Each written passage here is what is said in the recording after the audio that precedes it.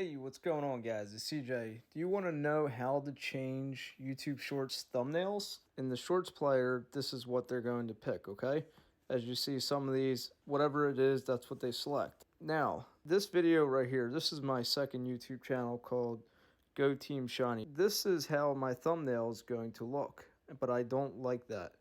So how would you actually change that even though YouTube is picking that image? These thumbnails only apply when they're not watched in the Shorts player.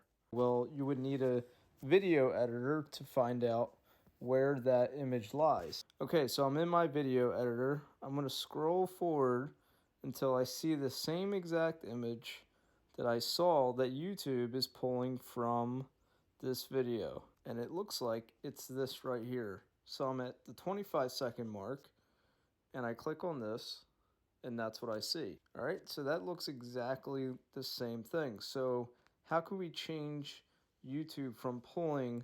Because think about this, nobody's going to click on a blank image. So how would you change that? Well, you need to change it in your video itself. So I'm going to splice that part itself.